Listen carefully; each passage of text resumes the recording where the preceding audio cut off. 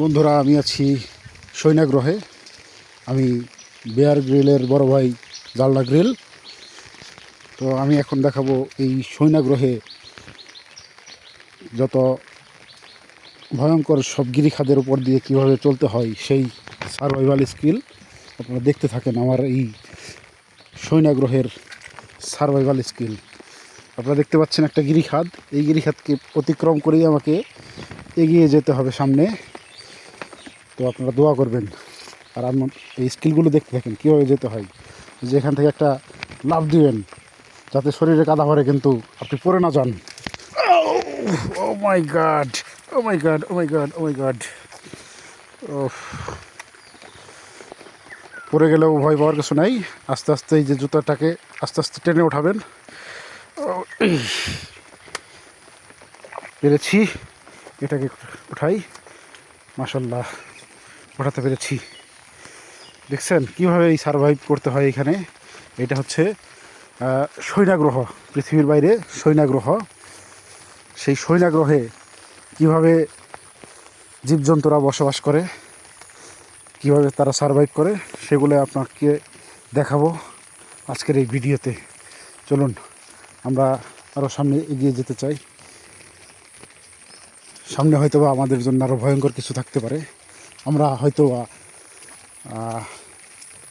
সেই লোকালয়ে পৌঁছে যেতে পারি যেখানে সভ্য সমাজ বাস করে।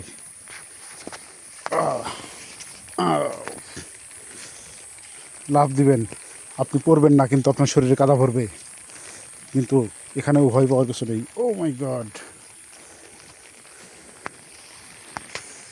মাশাল্লাহ, আগের চাইতে আর একটু ভয়ঙ্কর একটা গিরিখাত পেয়ে গেছি। তো এই গিরিখাতকে অতিক্রম করতে আমার এই সার্ভাইভাল স্কিলগুলো দেখতে থাকুন। হ্যাঁ, এই সামনে এখানে পা দিন, এখানে পা দিয়ে হ্যাঁ একটা লাফ দিন। মাশাল্লাহ, হয়ে গেল। অল্পের জন্য বেঁচে গিয়েও মরে যাবেন না। এই সেই ভয়ঙ্কর গিরিখাত। আমরা কিন্তু সৈনা গ্রহের সেই অশান্ত মহাসাগরের তীরে এসে পৌঁছেছি।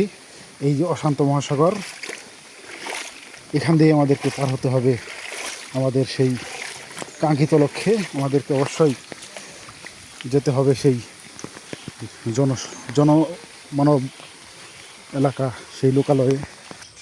এই যে দেখুন কত বড় বড় ডাইনোসর, এগুলোও কিন্তু এই লোকালয়ে বাস করে। আপনারা দেখতে পাচ্ছেন একটা বুইরাগঙ্গা নদীর স্রোত। সেই বুইরাগঙ্গা নদীর অববাহিকায় আমরা এসে পৌঁছেছি। এটা কিন্তু সৈনা গ্রহের সেই বুইরাগঙ্গা নদীর স্রোত, বুইরাগঙ্গা নদীর উৎপত্তি স্থল এইখান থেকে। আমরা এখন আছি বুইরাগঙ্গা নদীর মোহনায়। তো এই নদীতে কিভাবে সারভাইভ করতে হয় আমরা এখানকার সেই অদ্ভুত প্রাণীগুলো থেকে শিখতে পেরেছি। আপনারা দেখতে পাচ্ছেন সেই বুইরাগঙ্গা নদীর মোহনা, যেই নদীর পানিগুলো, এখানে নাকি অনেক আজব আজব প্রাণী পাওয়া যায়, মাছ নামের আজব প্রাণী। তো এটা নাকি আবার একটা হাইওয়ে রাস্তা। এই যে এই আজব প্রাণীগুলো দেখে আপনারা শিখতে পারবেন কিভাবে এই সমস্ত গিরিখাত পার হতে হয়। তো এই গিরিখাত পার হওয়ার জন্য এই আজব প্রাণীগুলো আমাদের শেখানোর জন্য অনেক ভালো একটা ভূমিকা রাখছে। আমরা এখন একটি পাহাড়ে উঠব। সেই পাহাড়টি আমরা ক্লাইম্বিং করব। অনেক কষ্ট করে পাহাড়টাতে উঠলাম। পাহাড় থেকে আমি দেখতে পাচ্ছি সামনে এক আজব প্রাণী, লাল গেঞ্জি পরা এক আজব প্রাণী এই পাহাড়ের উপর হাঁটতেছে। সৈনা গ্রহের বিরল প্রাণী। এই যে সৈনা গ্রহের একটা বিরল প্রাণী দেখা গেছে, এগুলো নাকি মানুষ খেয়ে ফেলে। খুবই ভয়ঙ্কর এই প্রাণীগুলো। তো আমাদের খুব সাবধান থাকতে হবে এই প্রাণীগুলো থেকে। আর হ্যাঁ, জীবন বাঁচানোর জন্য কিন্তু অবশ্যই এই যেরকম পড়ে থাকা পেয়ারাগুলো খেতে হবে। আপনি যাই পান, আপনাকে জীবন বাঁচাতে হবে, আপনাকে পেট ভরা রাখতে হবে। তা না হলে কিন্তু আপনি সামনের পথ পাড়ি দিতে পারবেন না। এই সৈনা গ্রহে এই সমস্ত ভয়ঙ্কর প্রাণী থেকে সাবধান থাকতে হবে। যত দূর সম্ভব এড়িয়ে যাওয়া যায় এড়িয়ে যেতে হবে। একটা ডাইনোসর দেখতে পাচ্ছি, শূন্য গ্রহেও যে ডাইনোসর থাকে তার জলজন্ত প্রমাণ। ও মাই গড, এটা একটা ভয়ঙ্কর গিরিখাত। এই গিরিখাতটা পার দিতে পারলেই আমার মনে হয় আমরা পৌঁছে যাব সেই আমাদের সভ্য জগতে। তো এই জনসম্মুখে আমি দেখাচ্ছি এটা কিভাবে আমি পার হব। প্রথমে আমার সার্ভাইভাল স্কিল হচ্ছে এটাতে পা দিতে হবে। ও মাই গড!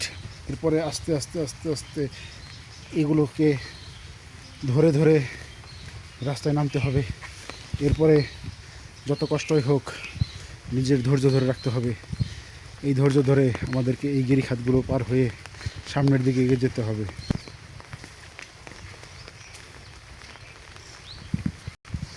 এই গিরিখাতের মধ্যে দেখা যাচ্ছে একটা টেসলা। এই টেসলাগুলো আসলে কে চালাতো এটা নিয়ে অবশ্যই গবেষণার বিষয়।